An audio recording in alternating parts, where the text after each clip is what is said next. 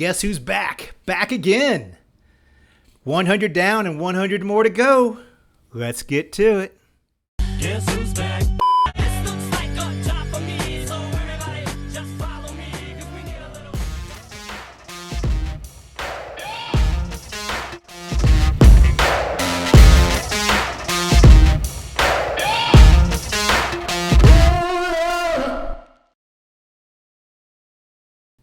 Welcome. Another fabulous episode of IBF On Demand. I'm your getting older and not necessarily wiser host, Eric Wilson. You can find me at eric@ibf.org. That's eric@ibf.org. Thanks for the follows and subscribes. Tell a friend. Find me on LinkedIn, YouTube, wherever you get your podcast. Check me out there. I know a lot of people listen only, so hey, start sharing those. Start sharing the Apple Podcast and Spotify's, whatever you have. I'm back for episode number 101. So I'm going to keep this train going. So if you didn't see episode 100, go back and check it. It was a homage to 4 years of this stuff. And hopefully we're going to be around for 4 more years. And Arkiva's still going as well. So I want to thank Arkiva, driving business transformation by solving what others cannot. Thank you, Arkiva, for being a sponsor. There is a lot going on in the near future. Next month, we're going to be doing, depending on when you watch this, but in the month of September, we'll be doing online training. We're going to be in Orlando in October and then in Amsterdam in November. You can find out about all those at ibf.org. If you didn't notice prior to episode 100, I may have been dropping little hints or so about maybe a new book. Okay, I wasn't too subtle, but to my defense, I was excited. I've been working on this book for like 5 or 6 years now. And my passion and my mission, which is aligned to IBF, is about fostering the growth of our field. I want to help improve sales and operations planning, not because I know what's best, but because as collectively, as a tribe, it's the reason I'm doing these podcasts, together, I want to foster the growth of demand planning, supply planning, S&OP, predictive analytics, related fields. That is what my passion is about. So I'm excited when I'm working on something for 5 or 6 years when we finally come out. I wrote this book to help share a complete guide to sales and operations planning. Our aim was to provide leaders with a practical guide of successful implementing but also optimizing their current S&OP process.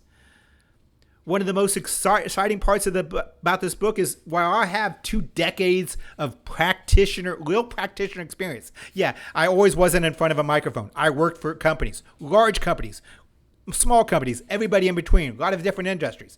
I have practitioner experience, which makes it unique because I bring all of that information from implementing S&OP, transformational projects, but I also bring 5 years of research with IBF and studying other people's S&OP processes as well.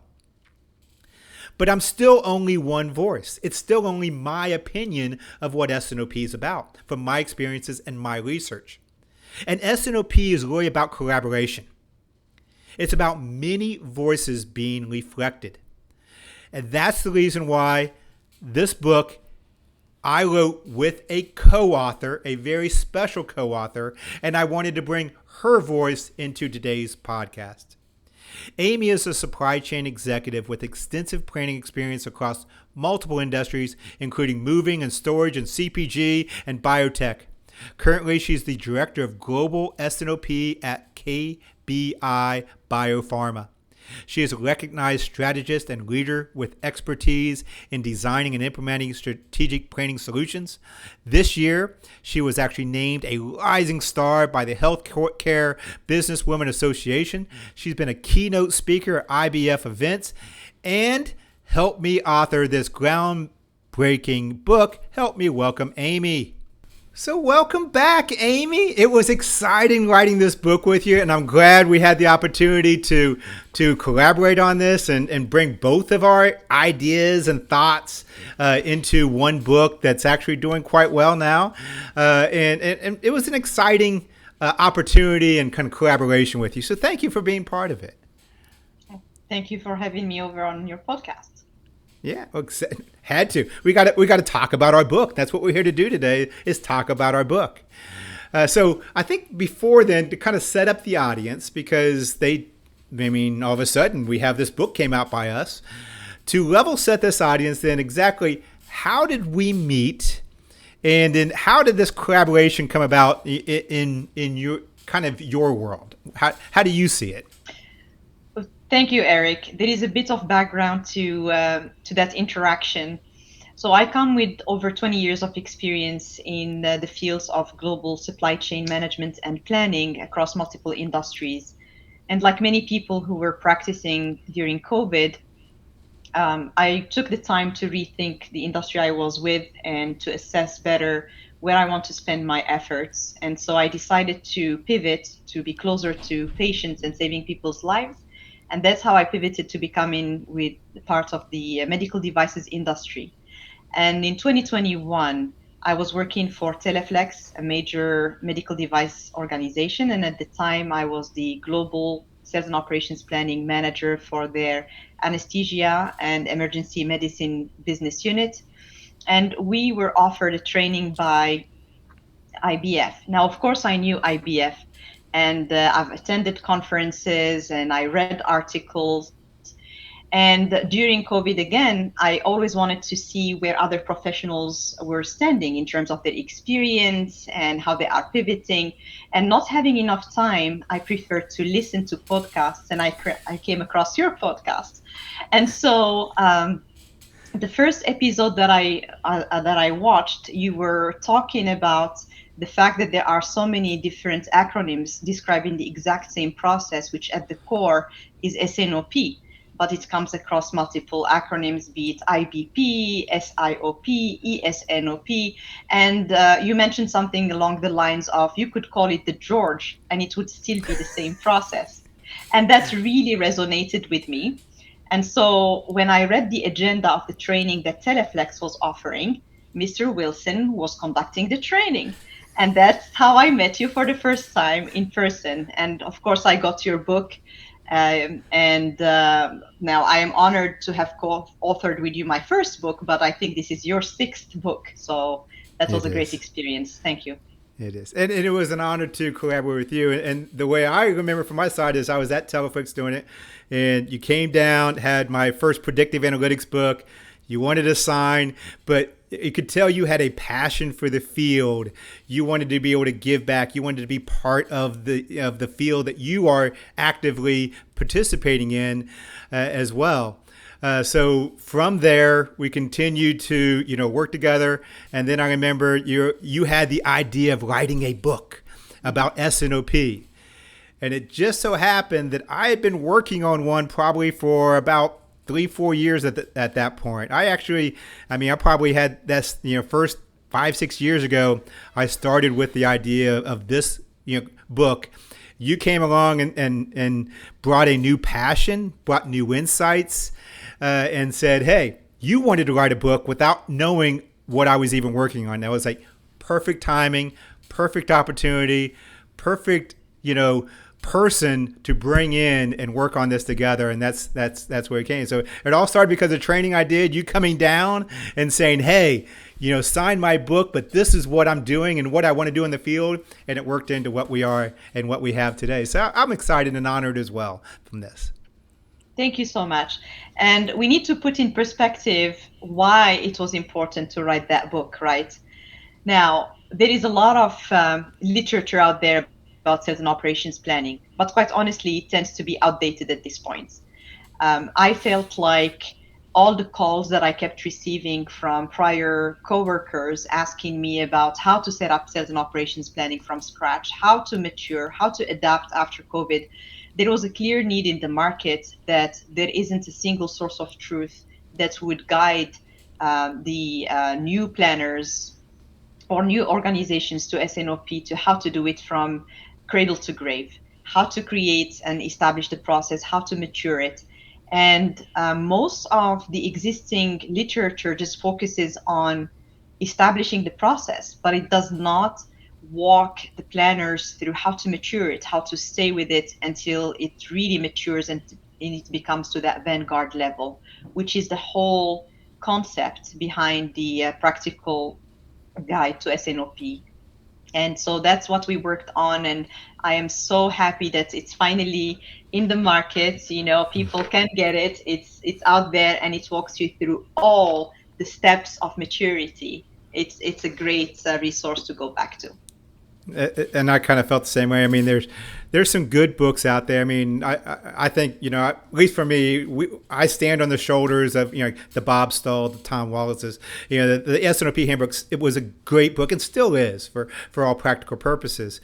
But you mentioned a lot of the books were written in the 2000s. I mean, before COVID, before the technology we have here, before the different aspects of business processes that are now being integrated that need to be part of S&OP as well. So, I mean, business has obviously changed in the last 2 decades, but the literature about S&OP hadn't.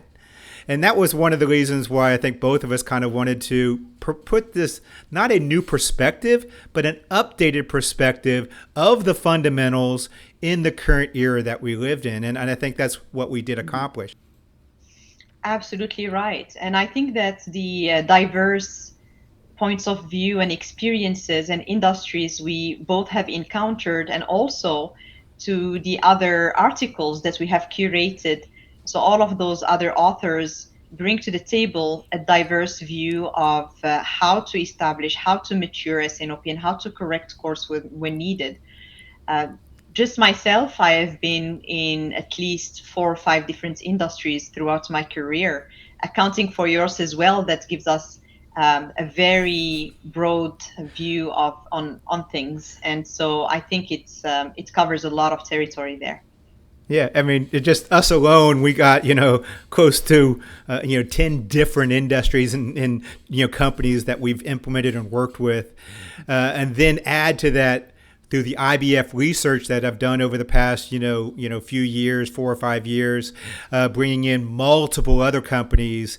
This is really a perspective that I really haven't seen in any other book about S&OP. We talked about the maturity levels. You mentioned it, not only how to start one, had an S&OP process, but it says it will be with you through your maturity, through your journey. You put it so well. I wish I could repeat. I have to rewind this and see how exactly you said that. But it talks about all the different maturity levels, and that's what makes this book as well, is because it lays out a journey, I think, is what we tried to create as well. That's absolutely right. And we need to remember that as we mature as planners or planning professionals or supply chain management professionals, we need to bring that knowledge and that maturity to less mature organizations in their process, less mature industries in their process. And that's why this guide is very important. It's because you could be at the highest level of maturity in your career in terms of planning and practicing, but if you are establishing it from scratch, there is a lot to be done from the very beginning, like training people, building the right team, getting the perspective right, getting the right key players, getting the right roadmap to that maturity. And so this book is a good reminder to all of those prerequisite steps to start all over again and then reach the maturity level. Yeah, 'cause I think the one thing you and I both learned through our careers is that S&OP is a journey. It doesn't start off, best in class day one. It really takes time and work and getting the pieces together over time. It is a journey, I think, is the biggest thing I think both of us understand and can, bring real life application and experience from as well. That's absolutely correct. Now, but that journey is worth it. All of the research indicates at least a 2 percentage point increase to the bottom line of the organization. It does not happen overnight. You need to at least wait 6 or 8 months before start to have measurable impact. And people who don't implement it, organizations who don't implement it, not only are they falling behind, but they are falling behind competition that is extremely fierce in gaining that competitive advantage. Because now S&OP is a tool in the hands of the senior executive teams who know how to leverage it to bridge the gap between execution and strategy, to bring different teams to consensus, and to ensure that the strategy that has been established still is reasonable and achievable. And one of the major concepts that is related to S&OP is the concept of constraining the forecast. Making decisions based on zero constraints is dangerous. And part of what we do day in and day out is not only assessing the risk, but also running simulations, running scenarios, assessing how those constraints would impact the business objectives. And that, of course, is at the heart of S&OP processes. Exactly. And just the audience understands when we're talking about levels and, the hard and experience, and she even brought up, some of the benefits of S&OP, measurable benefits we have. When you're looking at S&OP, IBF did research. We measured results of companies, attributes they had. She talked about consensus, talked about scenario. You can take attributes and you can correlate them to results they're getting, whether it be inventory, forecast, or profit, whatever it may be. And then when you look at that, we broadly put them into four categories. Emerging are the ones that's just starting out, about 15, 20%. Essential, then your next 30, 35% is going to be essential, which is the ones that have some of the elements in place. Next level, above 50%, love the way math works.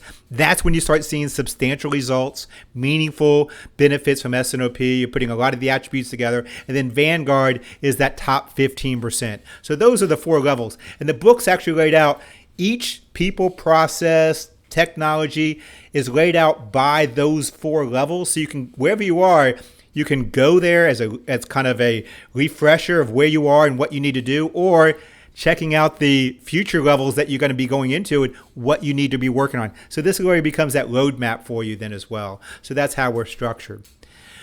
The people thing was a major aspect, I think, and we focused a whole section on people because I think it's important. And I know you definitely have a passion for that as well.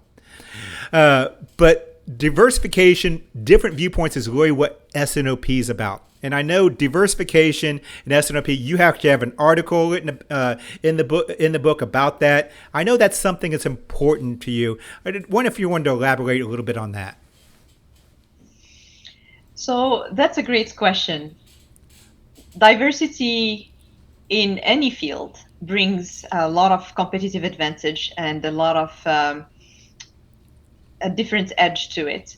I believe that the S&OP process has gone through a lot of stages in its own history, where the skills that were needed 20, 30 years ago are no longer needed now.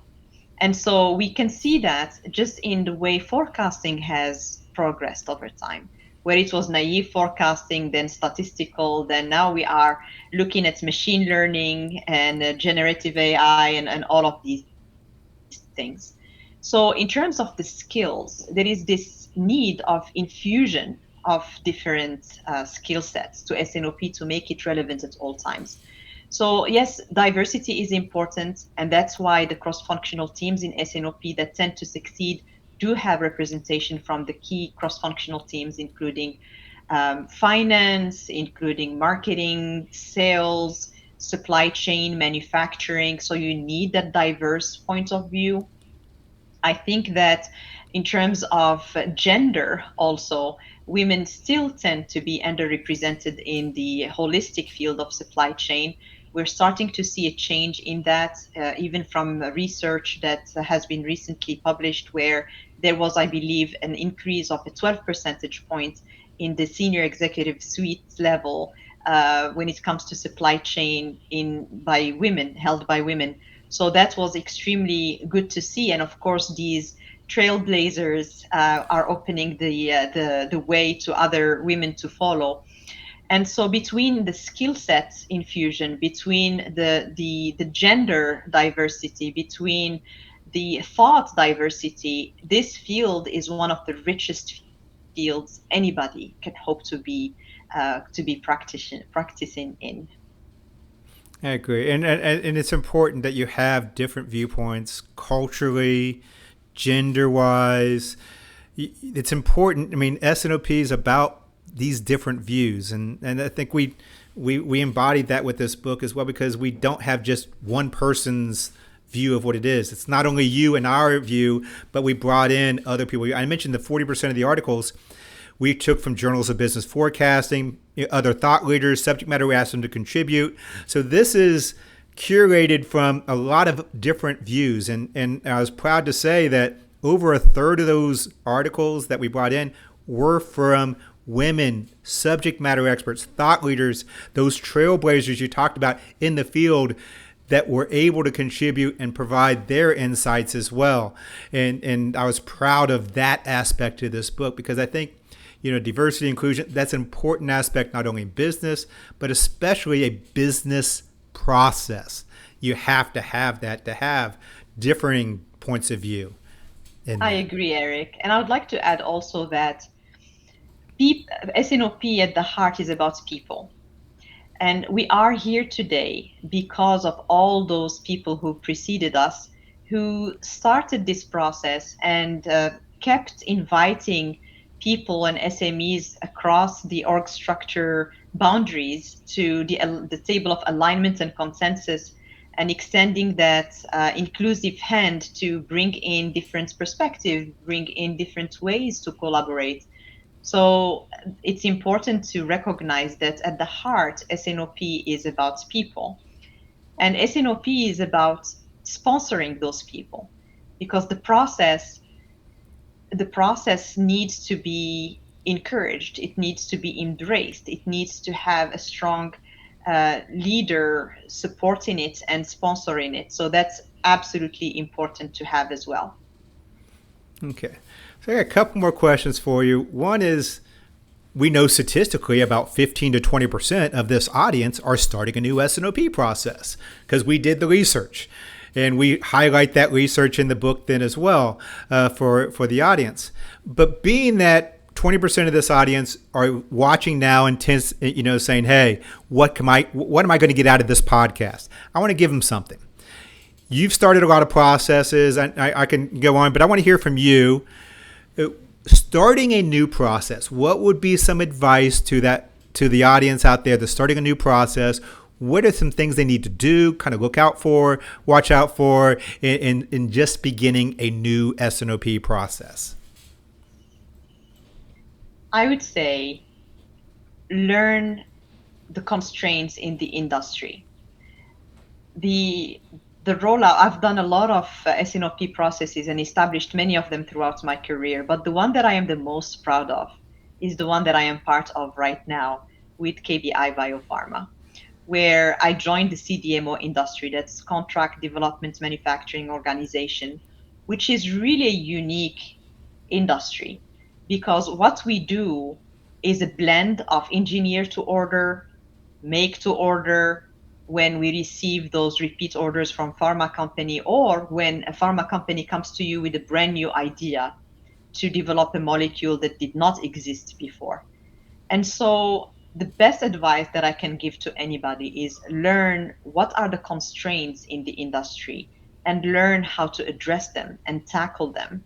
So as an example, what we did at KBI is we did not only launch one process, we launched 3 processes in parallel to each other that complete each other. We launched CPFR, Collaborative Planning, Forecasting and Replenishment, to make sure that we are well collaborating with our key vendors and our key clients.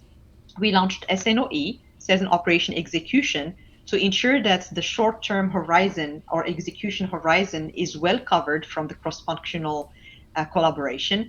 And of course, SNOP that has a longer horizon.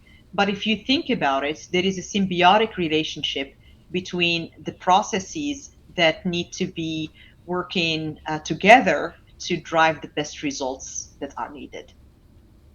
Okay. So that's starting a new process and some of the things you do. So the next question then would be for the ones that's already doing it or the people that have already bought our book and reading it. What in your opinion, then, what's next for S&OP, or what do people need to have on their horizon as far as keep an eye on and be aware of when it comes to S&OP in the future? I think the word value chain is important because we work from end to end, and industries are changing all the times. Markets are changing all the time. So the next big thing is be ready. Be ready in case another pandemic hits. I think that now we have enough understanding on the importance of being agile, of the importance of having a strong supply chain foundation. So my next advice of what's next is you should always be pandemic ready in case we face another black swan. Hopefully next time we face it with more grace than what most industry did. And to this day, the bullwhip effect of excess inventory is something that we still hear about every single day across multiple industries. So that would be my best advice. Think about the big picture, the value chain. Be ready in case something unexpected happens, and keep training your teams to be agile and your processes to be more robust. Yeah, I agree. And if you had to ask me, I'm thinking we have a whole chapter in here talking about S&OP agents. I'm not going to give it away. You have to buy the book to see it. But talking about S&OP agents, I think that's something people need to be aware of. And then the other thing is really not in here, but it alludes to it because we talk a lot about it, is the integration more with finance. You have FP&A, you have S&OP. Those lines are no longer going to be blurred in the future. You may have a new acronym come out at some point, but you're not going to have both operating in parallel in the future. Those are going to be more and more integrated. We've seen the vanguards already are, and there's a need to really have finance be closely integrated with your S&OP process. I'm seeing more and more.